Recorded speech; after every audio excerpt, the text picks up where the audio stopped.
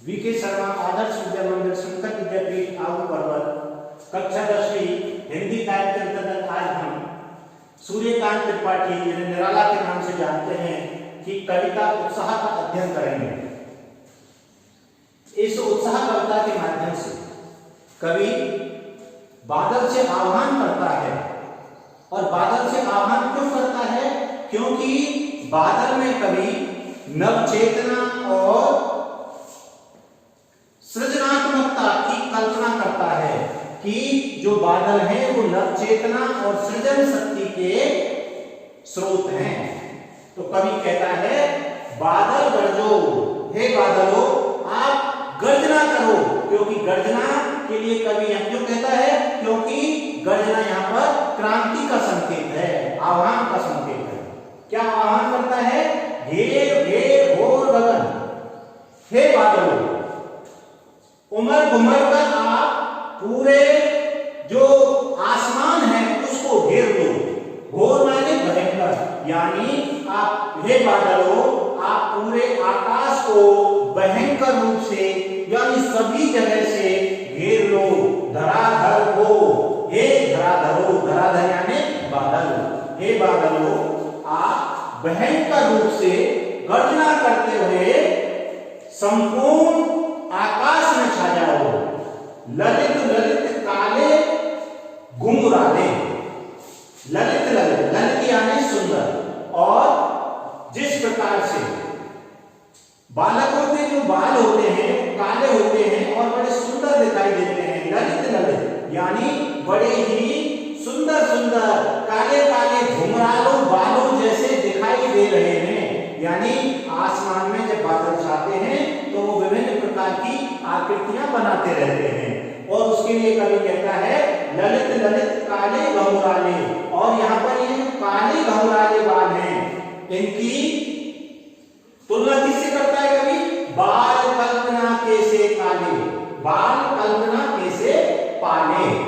यानी हे बादलों आप पूरे आसमान में बड़े सुंदर तरीके से काले काले बादलों के बालों जैसे दिखाई दे रहे हैं, घुंघराले बालों जैसे दिखाई दे रहे हैं। लेकिन कवि तुलना किससे कर रहा है? किसके समान? काले काले घुंघराते हुए घुंघराते बालों वाले जो बादल हैं वो कैसे लग रहे हैं?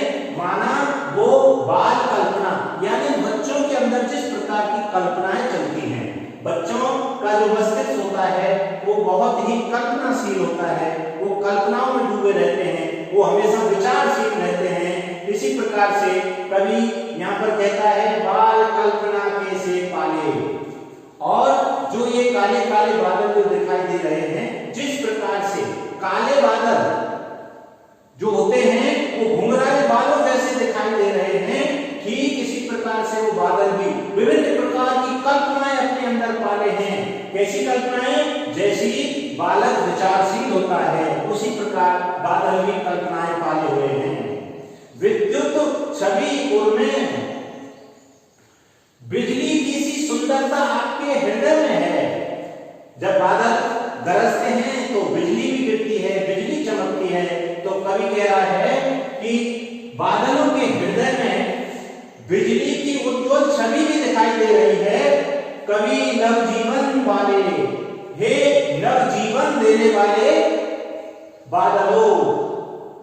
अब यहां पर जब कवि बादल के को आह्वान करता है तो एक तरफ वो बादल को आह्वान कर रहा है, क्योंकि बादल जिस प्रकार से पूरे आसमान में छाते हैं, आसमान को घेर लेते हैं, विद्युत चमकती हुई बिजली सुंदरता को बढ़ाने वाली होती है, और बादल जिस प्रकार से एक नया जीवन देने वाले होते हैं ना, ठीक इसी प्रकार से यहाँ पर कवि कवियों को संकेत करते हुए भी कहता है कि कवि नव जीवन वाले, ठीक इसी प्रकार से बादल भी उन कवियों के समान ही नव जीवन देने वाले होते हैं। जिस प्रकार बादल की वर्षा से नव जीवन का निर्माण होता है, पृथ्वी पर चारों तरफ हरियाली छा जाती है, चारों तरफ पानी दिखाई देता है, चारों तरफ एक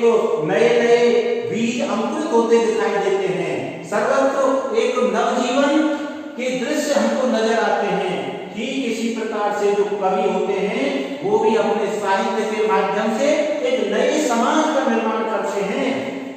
ठीक इसीलिए यहाँ पर कवि के लिए कवि निराला जी किसका प्रयोग कर रहे हैं? नवजीवन वाले वज्र छिपा नूतन कविता। निराला कवि अन्य कवियों को कहना चाहते हैं कि आप अपने हृदय में वज्र के समान कठोरता को छिपाए रखिए। वज्र के समान कठोरता की आवश्यकता क्यों है? क्योंकि वज्र के समान जब कठोरता हृदय में होगी तभी कवि उत्साह भरा और क्रांति पैदा करने वाला, समाज में क्रांति लाने वाले साहित्य का निर्माण कर सकता है। ऐसी नई नई कविताएं लिख सकता है। तो कवि अन्य कवियों को आह्वान करता है कि हे कवियों, आप इस प्रकार का साहित्य लिखो, इस प्रकार की कविताएं लिखो, कठोर, जिससे अपने कठोर विचारों जो आपके अंदर है उस कठोरता को छिपाए हुए, क्योंकि बिना कठोरता की क्रांति नहीं आ सकती और क्रांति के बिना परिवर्तन नहीं हो सकता और क्रांति के लिए साहित्य की आवश्यकता है। और कैसा साहित्य? जो नवयुवकों को क्रांति के लिए उकसा सके, उनके अंदर उत्साह का संचार कर सके। इसलिए कवि यहाँ पर नई साहित्य रचना के लिए आह्वान करता है। फिर भर दो बादल गरजो। हे कवियों, आप सभी के नवयुवकों के मन में अपनी कविताओं के माध्यम से आप उत्साह का संचार कर दो और इस समाज को नया जीवन प्रदान कर दो। नया जीवन से तात्पर्य ये भी है कि जो समाज है वो रूढ़ियों में और बुराइयों में, अन्याय, अत्याचार, शोषण से समाज पीड़ित है, दुखी है।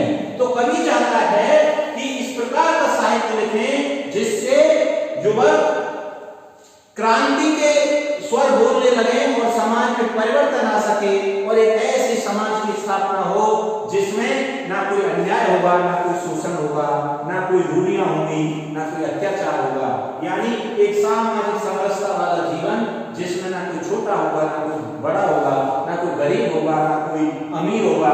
यानी इस प्रकार का सुखी और समृद्धपूर्ण समाज कवि यहाँ पर निर्मित करना चाहता है और इसके लिए वो कवि को इस प्रकार का साहित्य लिखने के लिए आह्वान करता है ताकि वो अपने साहित्य के माध्यम से युवा पीढ़ी को जागृत कर सके।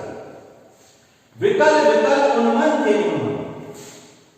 जब बारिश नहीं हुई थी उससे पहले सब कैसे थे? विकल थे, व्याकुल थे, परेशान थे, उन्मन थे, अनमने भी थे, यानी मन भी नहीं लग रहा था, उदास थे। और विश्व के निराग के सकल जन और जो गर्मी का जो ताप है, बारिश आने से पहले, वर्षा होने से पहले के मौसम का वर्णन किया गया है कि वर्षा आने से पहले क्या होता है?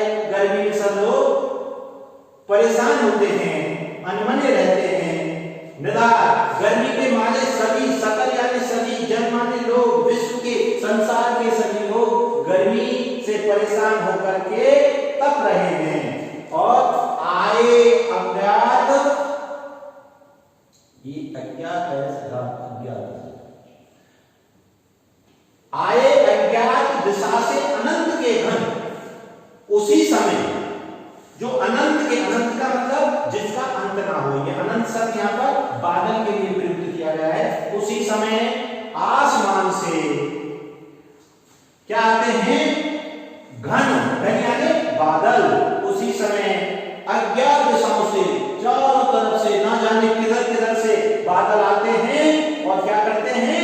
तत्व धरा को जल से फिर शीतल कर दो, बादल कर दो। उसी समय जब लोग पृथ्वी पर व्याकुल हैं, परेशान हैं, पीड़ित हैं, उसी समय अनंत दिशाओं से, आसमान में से बादल बारिश प्रारंभ करते हैं और बारिश होने के बाद इस पृथ्वी का जो जीवन है वो कैसा दिखाई देता है? सभी प्राणी पृथ्वी पर संतुष्ट, सुखी दिखाई देते हैं, यानी वो तृप्त हो जाते हैं। तप्त धरा, जो तपती हुई जमीन है, जो गर्मी से जहां लोग व्याकुल हैं, वहां जब शीतल जल की वर्षा होती है तो सबको सुखद अनुभव होता है, वो संपूर्ण पृथ्वी को शीतल कर देता है, सभी जीवों में सुख शांति का संचार होता है, कोई भी व्यक्ति दुखी और पीड़ित दिखाई नहीं देता है। इस प्रकार बादल के परोपकारी रूप को यहाँ पर उजागर किया है।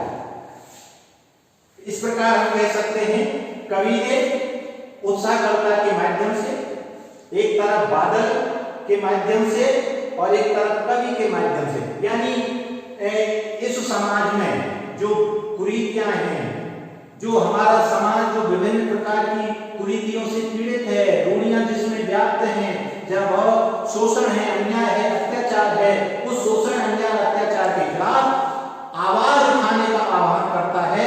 इसलिए यहाँ पर जो उत्साह करता है ये कई बार बादल का प्रतीक है, क्योंकि बादल भी क्रांति का प्रतीक है, तो कई बार ये कवि की ओर संकेत करता है, तो और कई बार ये बादल के परोपकारी रूप की ओर संकेत करता है। धन्यवाद।